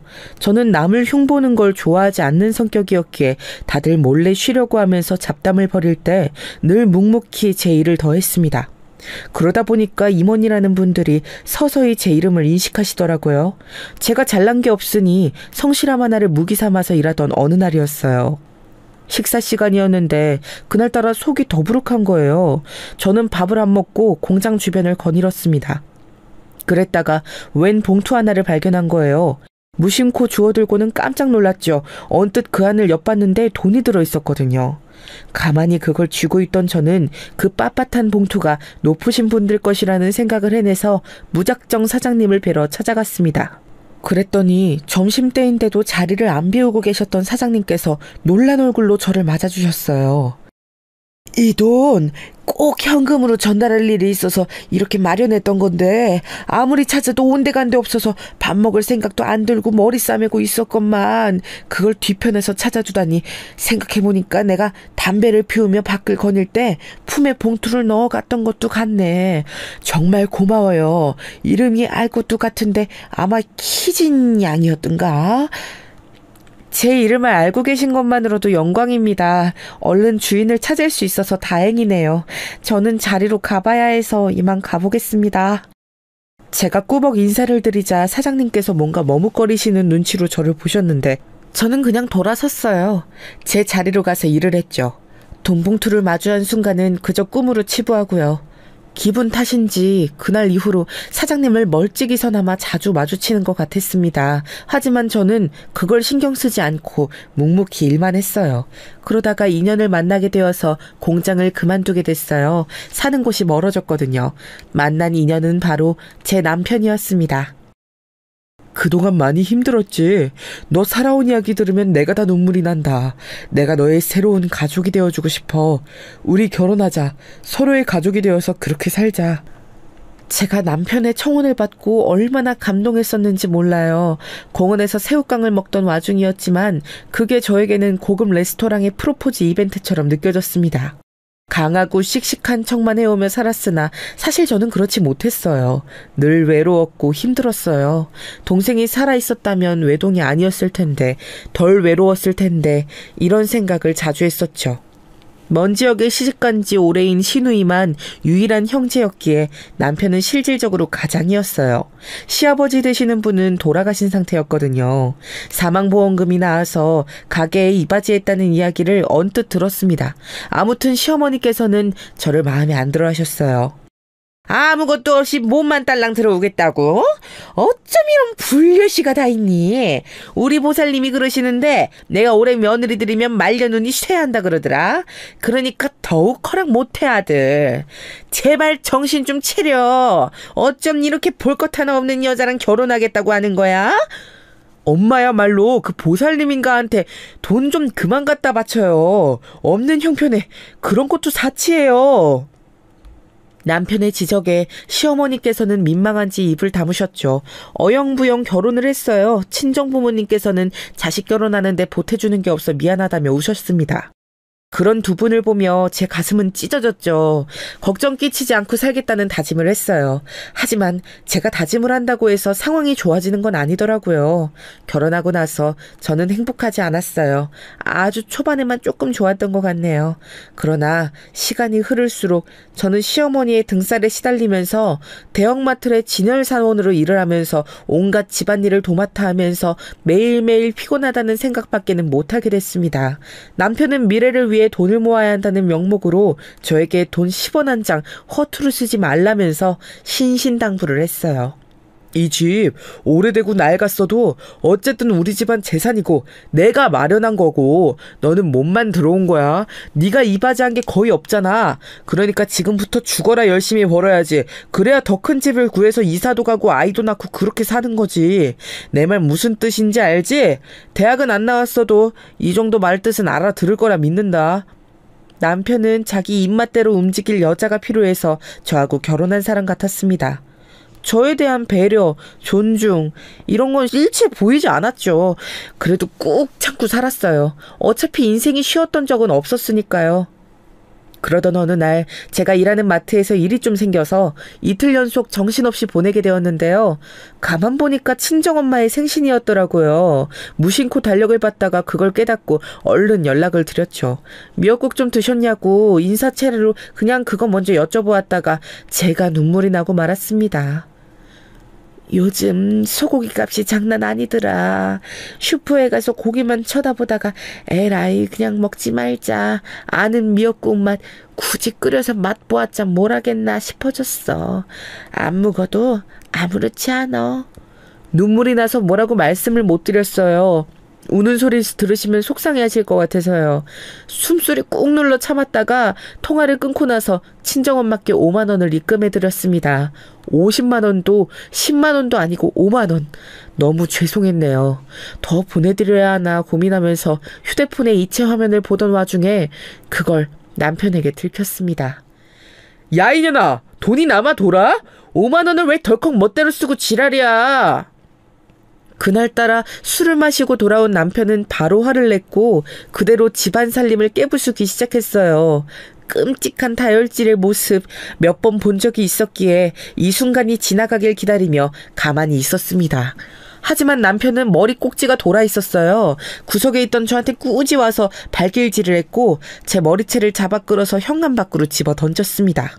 좁은 집, 현관까지는 금방이었고 저는 밖으로 내팽개 쳐졌죠. 남편이 저에게 꼴도 보기 싫으니까 썩 꺼지라고 했습니다. 신발을 주워둔 제가 차마 집 안으로 들어갈 용기가 없어서 멀리 나갔어요. 갈 데가 딱히 없어서 6차선 도로에 붙어있는 공원으로 향했죠. 도로를 바라보고 앉은 벤치에서 하염없이 울었습니다. 인생이 너무 재미없고 고단하고 서러워서 울었어요. 그때 공원 앞 차도를 달리고 있던 차량 한 대가 속도를 늦추더니 이내 비상등을 켜고는 정차를 했어요. 제가 그 눈물을 훔치면서도 갑자기 속도를 눈에 띄게 확 느리게 하고는 아예 멈춰버리기까지 하는 그 차를 무심코 쳐다봤죠. 비상등이 깜빡거리고 있는 그 차의 뒷공무니를 멀찍이 쳐다보면서도 설마 그 차와 저와의 상관관계를 상상하지는 못했습니다. 그러나 곧 뒷좌석 문이 열리더니 웬 중년의 신사분이 내리셔서 곧장 제 쪽을 쳐다보시는 것에 놀라고 말았지요. 제가 단박에 신사라고 여겼던 것은 첫 번째, 그 차가 제가 아예 그런 쪽에 문외함임에도 단박에 최고급이라는 것을 느꼈을 정도로 유명한 외제차였기 때문이고요. 두 번째, 운전석이 아니라 뒷좌석에서 내리신 그분이 아주 격식을 차리진 않은 캐주얼한 정장 차림이셨음에도 불구하고 굉장한 기품을 풍기고 계셨기 때문입니다. 저와는 다른 세상에 살고 계신 게 분명한 신사분께서 저를 향해 걸어오셨고 저는 점점 놀라서는 눈물이 쏙 들어가 버렸죠. 대관절 누구이시냐고 여쭈어보기에는 저희 눈썰미와 기억력이 썩 나쁘지 않았거든요. 저는 한참 울고 난 직후라서 힘이 빠져 후들거리는 다리로 자리에서 일어나 어느새 저의 지처까지 따라온 그분을 보며 말씀드렸습니다. 설마 사장님이신가요? 나를 바로 알아보시는 것 같군요. 신기하다고 해야 할지 아니면 다행이라고 해야 할지 모르겠습니다. 내가 요 며칠 꿈자리가 아주 심상치 않았는데 오늘 이런 순간을 맞이하려고 그랬던 것 같네요. 이름이 아마 박희진 양이었죠. 제가 생산공장 운영하고 있던 시절에 아주 일을 잘해주었던 희진 양, 내가 아주 똑똑히 기억하고 있습니다. 네, 제가 박희진입니다. 정말 오랜만에 뵙네요. 그런데 사장님을 갑자기 이렇게 뵙게 될 줄은 몰랐어요. 제가 혹시나 싶어서 여쭈는 건데 저 때문에 가시던 길을 멈추신 건 아니시죠? 왜 아니겠어요. 맞습니다. 지나가다가 희진 양을 보고 나서 어디서 봤더라 하는 생각이 들자마자 답이 떠올라서 내가 우리 윤 기사한테 당장 차를 멈춰 세우라 그랬어요. 저는 제가 하도 심신이 고단해서 순간 헛것이 보이고 환청이 들리는 건가 싶었어요. 제 눈앞에 등장하신 분은 제가 죽도록 일을 열심히 하는 법밖에 몰랐던 시절에 몸을 담고 일을 하고 있었던 어느 작은 공장의 사장님이셨습니다. 제가 몇 번 직접 뵌 적은 없었으나 단 하나의 강렬한 계기 때문에 정확히 사장님의 모습을 뇌리에 새길 수 있었죠. 공장의 으슥한 뒤편에서 우연히 주웠던 돈다발 봉투, 그것을 사장님께 가져다 드린 일이 있었으니까요. 아마 그 일 때문에 사장님께서도 저의 얼굴을 지금까지 기억하고 계신 듯하였어요. 그런데 여기까지는 알겠는데 갑자기 차까지 멈춰 세워서 제 앞에 아는 척을 하려고 오신 상황이 이해가 안 갔습니다. 그러더니 더 이해할 수 없는 상황이 벌어지더군요. 사장님께서 갑자기 저에게 시간 괜찮으면 시간을 잠시 내어달라고 하시는 겁니다. 지금이 어렵다면 다음에라도 꼭 시간을 내달라고 하셨죠. 제가 돈이 없지 시간이 없는 사람은 아니어서 스스로 그런 생각을 하며 자조적으로 피식 웃고 있으니까 사장님께서 마음을 바꾸신 것인지 돌연 지금 당장 시간을 꼭 좀 내줬으면 좋겠다고 하셨습니다. 제가 얼떨결에 고개를 끄덕이고 말았고 정신을 차려보니까 길에서 보는 것만으로도 황송한 최고급 외제차에 제가 타고 있더라고요. 제가 사장님이 내리셨던 조수석 뒤편에 앉았고 사장님께서는 운전석 뒤편에 앉으셨어요. 제가 아무리 뭘 모르는 사람이어도 차량 내의 상석이 어디인지 정도의 상식은 있었습니다. 감히 제가 이 위치에 앉아서 되는 건가 싶어서 민망함이 확 몰려왔어요.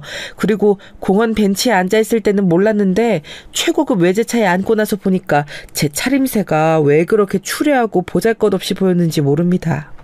무릎이 늘어난 추리닝 바지, 손목이 다 해진 남방, 군더더기 없이 깔끔한 사장님의 차림과 하늘과 땅 차이로 비교가 되어서 부끄러웠어요. 어디를 가시냐는 질문만 간신히 했던 것 같습니다. 차는 금세 멈춰섰는데 근처에 있는 대형 카페였어요.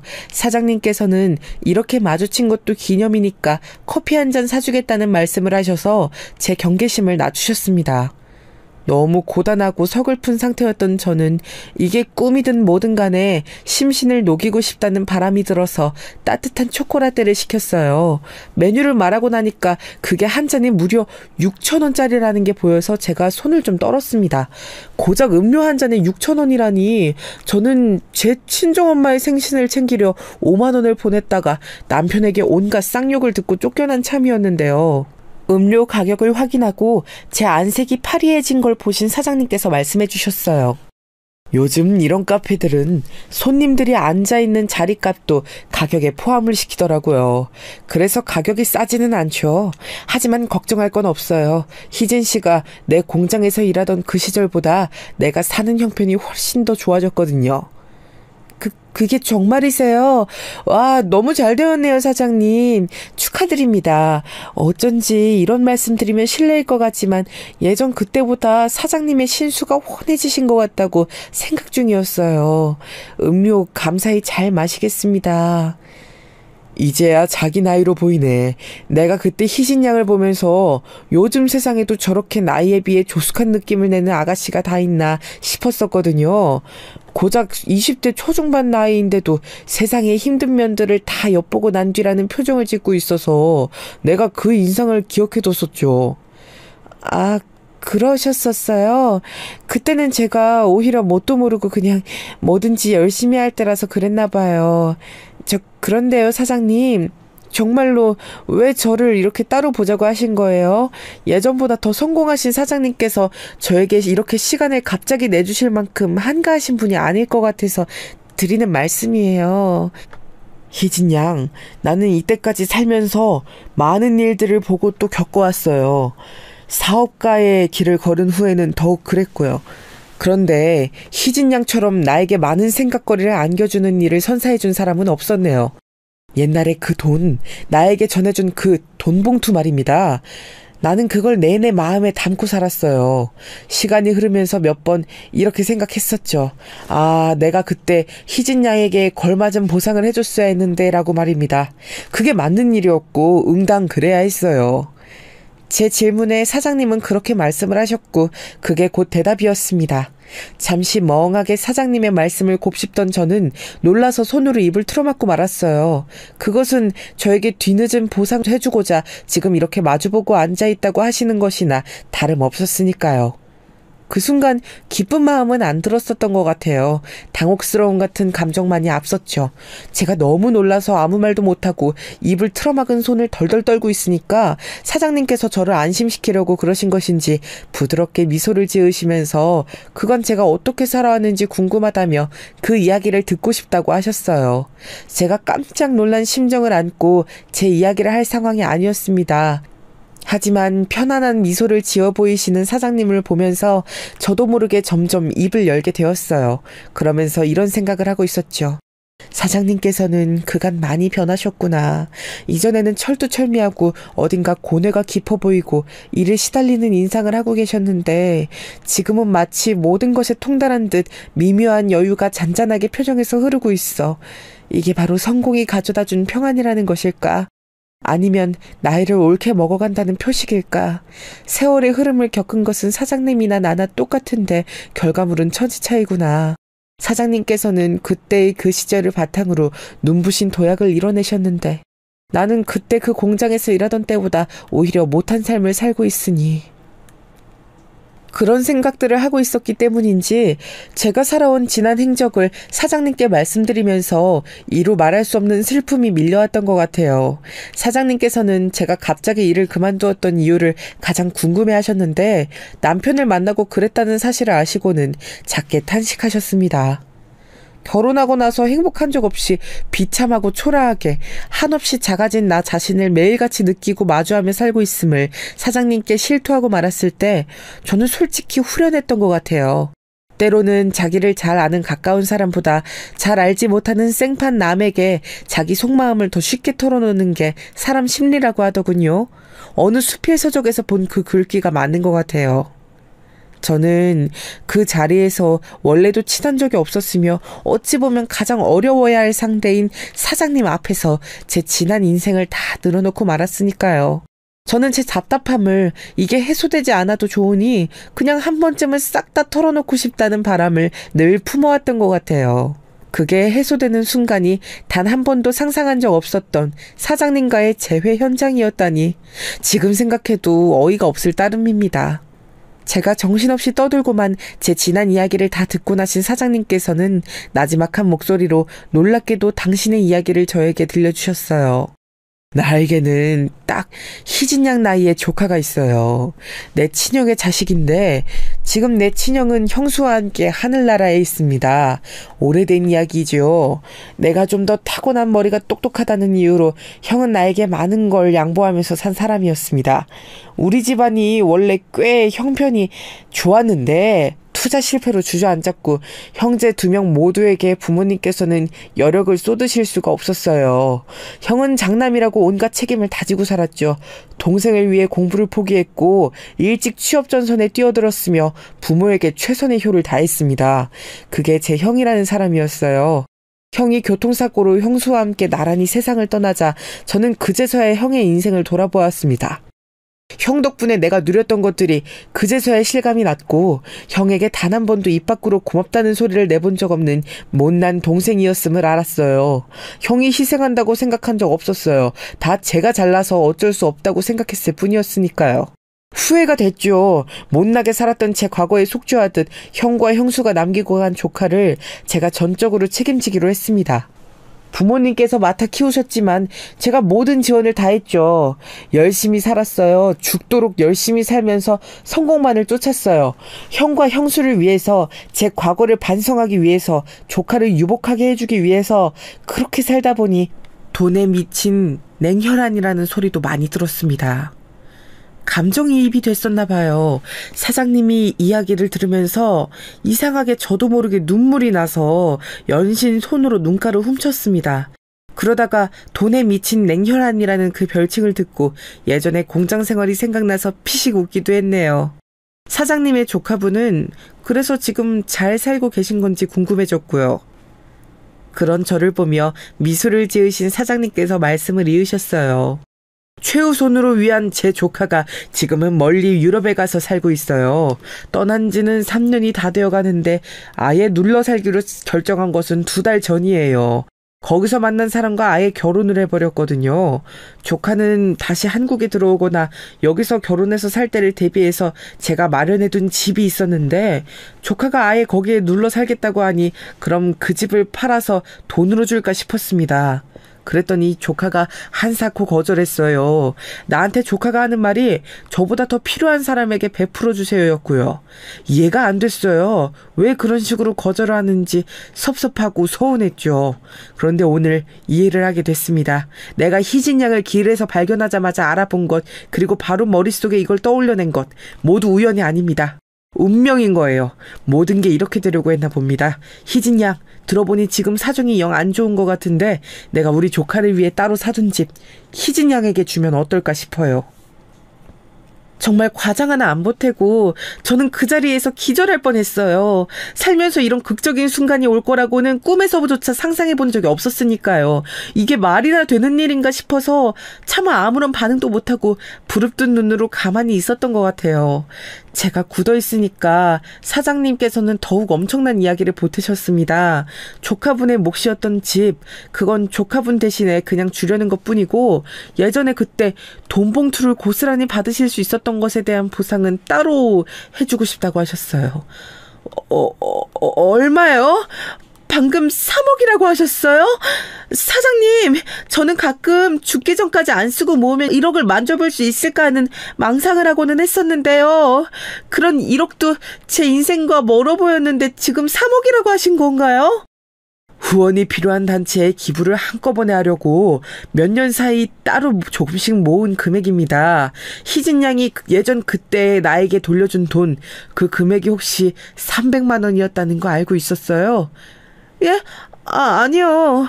생각해보니까 그게 얼마인지 세업을 엄두도 못 냈던 것 같아요. 그 돈이 300만 원이었군요.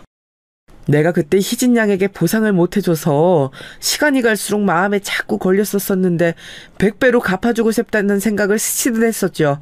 그런데 어쩜 이렇게 딱 100배의 금액이 되었네요. 기부금으로 준비한 3억 원, 주인공이 아무래도 희진 양으로 정해져 있었나 봅니다. 이건 말이 안 되는 것 같아요. 믿어지지가 않아요. 하루하루가 버겁고 5만 원이 너무 큰 돈으로 느껴져서 미칠 것 같은 거. 그게 바로 불과 2시간 전까지의 저였어요. 그런데 이런 엄청난 소리를 듣게 됐다고요? 저에게 정말로 그런 엄청난 호의를 베풀어 주시겠다고요? 아무런 대가도 없이요. 제가 살아온 인생, 제가 겪어온 세상은 이렇지 않아요. 그렇기 때문에 정말 죄송한데 믿을 수가 없네요. 당연히 그냥 줄 수는 없죠. 조건이 달려있으니까요. 현실성이 너무 없어서 혼란스러웠던 찰나에 사장님께서 그렇게 말씀하시자 어지러웠던 제 머리가 조금은 식는 느낌이 나더라고요.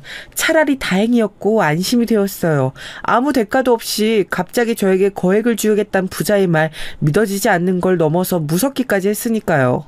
조건이 달려있다는 것에 그럼 그렇지라는 생각으로 제가 얼핏 웃었을 때였습니다. 사장님의 말씀을 듣고 제가 그만 펑펑 울어버리고 말았습니다. 단 한 가지 조건, 지금 남편하고 희진 양이 갈라섰으면 해요. 그릇된 인연을 정리하고 이제 오롯이 본인의 멋진 인생을 주체적으로 살아가길 바랍니다. 그게 내가 내걸고 싶은 조건이에요. 이혼 과정 어렵다면 내가 기꺼이 도와줄 테니 고민하지 말고 손 내밀면 돼요. 갑자기 주체할 수 없이 눈물이 펑펑 흘러나오더라고요. 누가 제 눈에 달린 수도꼭지를 튼 것만 같았어요. 제 고단한 인생, 저같이 못나고 부족한 사람에게는 찾아오지 않을 것만 같던 마치 잘난 주인공들이나 누리는 행운의 특권이 저에게로 온 것을 그제야 실감할 수 있었고, 주인공의 들러리도 안 되고 단역 엑스트라 같았던 제 존재감이 난생 처음으로 크게 느껴졌습니다. 남들의 시선, 신경도 못 쓰고 그냥 큰 소리로 엉엉 울었어요. 그리고 울면서도 막 말씀을 드렸지요. 사장님, 저한테 왜 이러시나요? 제가 사장님의 숨겨놓은 다른 조카라도 되나요? 아니면 제가 사장님의 지인의 먼 친척이라도 될까요? 아니잖아요. 완전히 생판 남이잖아요. 저는 배운 것도 없고 얼굴이 예쁘지도 않고 특별히 잘난 것 하나 없어요. 사장님께서 이러신다고 해도 저한테 얻어내실 수 있는 게 없어요. 왜 그렇게 스스로를 비하하죠? 살면서 이런 기적 같은 순간은 본인은 누리면 안 된다고 생각하나요? 이런 것에 무슨 자격이 필요해요? 희진 양, 나는 살면서 지금처럼 마음이 편한 적이 없었고 내린 결정에 대해서 불안하지 않은 적이 없었어요. 순간적인 판단으로 희진 양에게 베풀기로 한 것이지만 확신이 있다는 얘기입니다. 그러니 희진 양, 부디 누렸으면 해요. 사장님의 올곧은 표정을 보고 저는 제 안에 번지기 시작한 용기를 느꼈어요. 몇 번이고 감사 인사를 전한 끝에 집으로 돌아가는 길, 저는 제가 꿈을 꾼 거라고 해도 허상을 본 거라고 해도 상관없어진 제 자신을 느꼈습니다. 이혼을 하겠다는 결심이 섰고 그 말을 할 용기도 생긴 뒤였습니다. 집에 남편은 없었고 저는 난장판이 된 집을 정리하면서 생각도 차분히 정리하였어요. 그리고 이튿날 남편을 보자마자 말했지요. 드디어 이혼 선언이었습니다. 그러자 남편이 저를 비웃더군요. 이 여자가 돌았나, 씨. 감히 어디서 먼저 이혼을 운운하고 자빠졌어. 객기 부리지 마. 웃기지도 않은 허세인 거 다 알고 있으니까 잔말 말고 밥이나 차려. 싫은데 네가 차려 먹어. 나는 배도 안 고픈데 내가 왜 지금 밥을 차려야 돼? 진짜 정신이 돌아버린 거야? 지금 나한테 뭔 소리를 짓거리는 건지 스스로 지금 알기나 해? 감히 나한테 이따위로 기어오르다니 각오하고 이러는 거지. 각오? 잘 모르겠지만 못 끽해야 죽기밖에 더 하겠어? 이 고단한 삶 얼른 마무리하고 당신 감옥 보낼 수 있으면 나쁘지 않은데? 해봐. 어디 한번 해봐. 제가 눈을 부라리면서 가까이 다가가며 외쳤더니 놀란 남편이 뒷걸음질을 쳤습니다. 후련했고 통쾌했어요. 손끝이 막 저릿저릿하더라고요. 그건 전율이었죠. 처음으로 남편이 제 앞에서 기세에 밀린 순간이었습니다. 저는 제가 우세하다는 것을 느끼고 턱을 자신만만하게 치켜들었네요. 잠시 후 남편이 저에게서 이런 취급을 받았다는 것 자체만으로도 치욕스럽다는 표정이 되어서는 부들부들 떨며 말하였습니다. 가난뱅이 주제에 못 배운 주제에 어디 멍청한 년이 건방지게 객기를 부려. 너 어차피 후회할 거다. 내일이면 정신이 들어서 실언했다고 미안하다고 나한테 싹싹 빌겠지? 그리고 넌 이제 우리 엄마한테 죽었어. 너 정신교육 필요하다고 내가 우리 엄마한테 다 말할 거야. 빌기는 누가 빈다는 거야? 그럴 일 없으니까 잔말 말고 이혼이나 해줘. 제가 눈 하나 깜빡 안 하고 받아치니까 남편은 이제 완전히 어안이 벙벙해졌죠. 사장님의 엄청난 호의 앞에서 현실을 못 믿고 부정하던 저의 표정이 저랬을까 싶어서 왠지 속으로 웃음이 나더군요. 제가 슬쩍 웃는 모습에 남편이 약이 올랐는지 또 그 다혈질이 도지려고 하길래 제가 은근하게 회유를 하는 쪽으로 얼른 술을 썼습니다. 이제 와서 솔직히 고백을 해보자면 내가 당신 참아주고 산 건 당신이 남자로서 매력이 있었기 때문이야. 여자 휘어잡는 매력이 있잖아. 당신처럼 남자다운 남자 요새 잘 없거든. 그래서 당신과 사는 게 힘들어도 놓치기 싫은 마음이 공존했기 때문에 그냥 살았던 것 같아. 근데 너무 마음고생을 많이 했는지 내가 건강도 너무 안 좋아지고 있고 체력의 한계도 느껴서 그냥 모든 걸 다 뒤로 하고 어디 먼 시골에 가서 혼자 작게 상추나 심으면서 하루하루 살고 싶어졌어. 당신은 나 말고 더 좋은 여자 만나서 재혼해. 언제부터 이렇게 청산유수였어? 새치혀를 잘도 놀리네. 뱀고기라도 구워 먹었냐? 암만 해도 수상한데. 이상한 꿍꿍이라도 있는 거 아니야? 당신은 더 예쁜 여자, 당신 가족한테 잘하는 여자, 더 나보다 집안 좋은 여자를 만날 수 있어. 마음만 먹으면 그럴 수 있는 남자인데 노력을 안 했을 뿐이지. 그건 그렇지. 네가 나를 제대로 알고 있구나? 어처구니 없이 남편은 제가 몸이 안 좋아서 일을 계속 못 다니겠다고 하자 이혼 생각을 해줬고요. 저보다 더 좋은 여자를 무조건 만날 거라고 헛바람을 넣어줬더니 이혼을 해줬습니다. 웃기지도 않은 과정이었네요. 시어머니께서는 마지막 순간에 저를 향해 소금을 뿌리셨습니다. 저와의 인연을 말끔하게 끊어내는 의식이라는 핑계를 대시면서 사람 머리에 대고 가차없이 소금을 뿌리시더군요. 부정 타는 기우나 썩 물러거라. 이제 이걸로 완전히 인연이 정리되는 거야. 우리 보살님이 그러시더라고. 소금을 팍팍 뿌리고 나면 며느리와 인연이 싹 끊기게 된다더라. 이왕 이혼해서 갈라서게 됐다니까 이렇게 해서 싹 정리하는 게 낫지. 기분은 나빴는데 인연이 싹 끊긴다는 말 저도 솔깃했네요. 그래서 태어난 얼굴로 소금을 맞았어요. 그랬더니 시어머니께서 주춤하시면서 되려 저의 귀에 눌리시더니 금세 돌아서셨죠. 그렇게 허무하다면 허무하게 이혼이 되었습니다. 그리고 제가 겪은 놀라운 재회와 기적 같은 행운은 꿈이 아니었던 것으로 확인이 되었죠. 사장님과 계속 연락이 닿았으니까요. 제가 당당하게 말씀드렸어요. 이혼 끝냈다고요. 도움 안 받고 이혼만큼은 혼자 해내고 싶었는데 그렇게 할 수 있어서 너무 좋았습니다. 제 이혼 소식을 사장님께서 무척 반겨주셨고 축하해 주셨어요. 조카분의 몫이었던 집 제가 아예 받은 건 아니었고 잠시 들어가 살기로 했었습니다. 그것까지 제가 받는 건 상상이 안 되어서요. 한사코 거절했어요. 그건 일련의 일들을 다 들으신 친정 부모님께서도 마찬가지이셨습니다. 대신 저는 그 집에서 친정 부모님을 모시며 2년간 살기로 했어요. 월세도 전세도 기본 2년 계약이잖아요. 저도 그렇게 살기로 한 거였죠. 그리고 2년이 지나면 그 집을 나와서 알아서 살기로 했고요. 그렇게 하고 싶었습니다. 사장님께서 보상이라면 내어주신 3억은 받았는데 이것 때문에 고민이 많았어요. 혹시 이걸 물어보려고 했다가 망치면 어떡하나 싶어서요. 그때 저를 설득했던 게 친정 부모님이셨습니다. 나는 암만 생각해도 지금 이게 우리 가족의 일생일대의 기회라는 생각이 드는구나. 이런 때 도전해보지 않으면 언제 또 해보겠냐. 그래, 네 아빠 말이 맞아. 나도 요새 이렇게 넓고 멀끔한 집에서 잠을 청하려니 매일 밤 행복하면서도 은근히 잠이 안 오더구나. 이런 엄청난 순간을 맞이했는데 그저 하루하루 이렇게 아무것도 안 하고 지내도 되는 건가 싶어서 가슴이 막 울렁거리고 불안한 거 있지? 친정 부모님의 말씀을 들으며 저도 생각했죠. 이건 원래 저한테 없는 돈이었는데 왜 그렇게 잃을까봐 두려워하면서 가만히 있으려고 했던 건지 너무 겁쟁이처럼 느껴졌네요. 마음 먹고 나니까 해낼 수 있었던 이혼처럼 도전도 후딱 해치우고 싶어졌습니다. 저희 식구가 어려움 속에 빠졌을 때도 늘 정겹게 연락 주시고 잘 지냈던 큰이모께 같이 뭘 해보자는 뜻을 전달했어요. 머리를 맞대고 고심하던 끝에 저희는 떡집을 차렸습니다.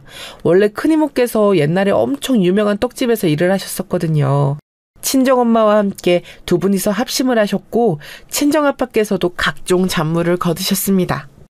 건강도 안 좋으신 분이 무리를 하시는 것 같아서 염려가 되었는데 신기한 일이 벌어졌어요. 되려 날이 갈수록 친정아빠의 건강이 점점 좋아지는 거예요. 늘 안색이 안 좋고 잔기침을 뱉으시고 금방 숨이 차하셨었는데 그런 게 점점 사라졌습니다. 즐겁고 기쁜 마음으로 넷이 작은 떡집에 달라붙어서 일을 했어요. 이른 새벽부터 이른 저녁까지 전통차를 곁들여서 팔기도 하는 아담하고 분위기 좋은 떡집은 금세 단골들을 불러 모았죠. 하지만 늘 소소한 판매 정도였는데 이때 사장님께서 나서주셨어요. 단체 떡 주문을 넣어주신 거예요. 회사에 떡을 돌리셨을 뿐만 아니라 주변에 소개도 많이 해주셨습니다. 사장님의 인맥이 어디 그저 그런 인맥인가요? 전부 다 한 자리씩 차지하고 계신 지인분들 뿐이라 그분들이 한 번씩만 주문을 해주셔도 저희 떡집에는 어마어마한 매출이 되었어요. 거기서 이제 또 그분들의 다른 지인들에게까지 점점 더 퍼져나갔고 어느새 고정적으로 대연 주문 건수를 지닌 떡집이 되었죠. 제가 어느 하루는 사장님께 감사 인사를 드리고 싶어서 직접 회사로 찾아뵈었어요. 새로 나온 떡 종류를 한 박스 들고서 말이죠. 저를 반가이 직접 맞아주신 사장님께서 갑자기 저에게 누구를 인사시켜 주셨어요. 대표실로 누구를 호출하시더라고요. 곧 제 또래의 키도 훤칠하고 인물이 좋은 남성분이 들어오셨습니다. 희진 양, 여기 이 친구는 내가 진짜 우리 아들처럼 생각하는 녀석이에요. 인사 나눠요. 예? 네. 안녕하세요. 반갑습니다. 제가 어색하게 인사를 먼저 드렸고 그분은 사장님을 향해 손사래를 치시며 아들은 무슨 아들이냐고 투덜거렸어요. 알고 보니까 그분은 사장님의 육촌 형제의 아들, 그러니까 사장님과의 먼 친척이었습니다. 공부를 하도 잘해서 미국으로 대학 간 인재인데 아무래도 한국이 편하다고 들어와서 대기업에 들어갈 수 있음에도 도움을 주려는 차원에서 이곳에 입사한 것이었죠. 아주 유능한 인재라고 했어요. 그리고 결혼을 약속했던 여자와 헤어지고 나서 상심이 컸는지 아무도 안 만나고 2년 넘게 혼자라고도 그랬어요. 저는 사장님으로부터 그런 설명을 들으면서 머릿속으로는 근데 이걸 왜 나한테 알려주시지 싶었습니다. 멋쩍게 있던 저는 이야기의 당사자인 그분의 표정에 부끄러움이 가득한 것을 보고 나서야 눈치를 챌 수 있었어요. 내가 진짜 둔하긴 둔하구나. 우리 둘을 연결해 주시려는 의도를 이제서야 눈치를 채다니. 그것도 모르게 해프게 막 웃으면서 사장님께서 말씀하실 때마다 고개를 끄덕이며 추임새를 넣고 그분에게는 심지어 제 연락처가 박힌 떡집 명함까지 건넸다니 부끄러워서 죽고만 싶었습니다. 그런데 이틀 뒤 그분에게서 연락이 온 거예요. 하도 저희 대표님으로부터 좋은 이야기를 많이 전해 들어서요. 그쪽이 궁금하긴 하더라고요. 이렇게 얘기를 했습니다. 그때 왠지 이 사람은 가식이 없는 사람이라는 느낌이 들었어요. 그래서 연락을 주고받고 싶어졌습니다. 사귄다거나 그런 건 아니었고 서로 비밀 친구를 하자고 그랬어요. 저희가 연락하면서 지낸다는 건 사장님께도 비밀, 각자 가족들에게도 비밀이었으니 말입니다. 그분은 주로 일하면서 느끼는 고충을 저에게 털어놓았어요. 외국 생활을 해서 그런가 약간 직설적인 성격 같더라고요. 그래서 제가 똑같은 주제를 전한다고 해도 우리나라 정서는 본론을 뒤에 말하는 편이 낫다고, 다짜고짜 본론만 말하는 화법은 부드러움과 거리가 멀다고 알려주었습니다. 그랬더니 아무도 자기한테 그런 지적을 안 해주었다고 고맙다고 그랬어요. 무척 도움이 됐다고 하더라고요. 그 후로 왠지 그분의 태도에서 저에 대한 호감을 느낄 수 있었습니다. 기분이 묘해지더라고요. 그러던 때 제가 엄청난 경험을 하게 됐어요. 여기가 요새 유명하다고 언뜻 들었는데 모처럼 이 동네 와본 김에 들러봤네요. 아유, 그런데 너무 비싸네. 좋은 재료만 엄선해서 쓴다고 적어놓은 걸 보니까 뭐 납득은 가는데 좀 그렇다. 2개 하면 가격 안 깎아주나? 아니면 전통 차라도 한 잔 서비스로 안 내어주나? 작은 떡 2개를 계산대로 가져오셔서 투덜거리는 손님. 제가 너무 어이없어서 쳐다보고 있었습니다. 그 내용도 기가 막혔지만 그 손님의 정체가 더 어처구니 없었기 때문이었죠. 계산대에 선 제가 답이 없자 의문스럽게 그제야 고개를 위로 치켜드신 손님은 깜짝 놀라서 뒤로 한 걸음 물러났죠. 그랬다가 떡을 만드는 안쪽 공간으로 눈길을 주시더니 거기서 저희 친정엄마의 옆모습을 발견하시고는 이번에는 아예 까무러치시더군요. 그 손님은 바로 제 전 시어머니셨습니다. 뭐야? 이게 어떻게 된 일이야? 왜 여기서 일들을 하고 있어? 설마가 사람 잡는다는 옛말을 눈앞에서 보게 되어서 재밌네요. 네. 그 설마가 맞습니다. 여기 저희 가족이 하는 가게예요. 제가 주인이고요. 돈이 대체 어디서 나서? 아, 그렇구나. 로또 당첨됐구나. 그래, 당첨이 돼서 우릴 버린 거였어.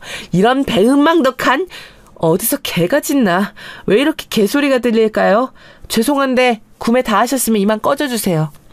제가 무덤덤하게 말하자 시어머니께서는 살면서 이런 봉변은 처음이라는 표정으로 얼굴이 빨개지셨습니다.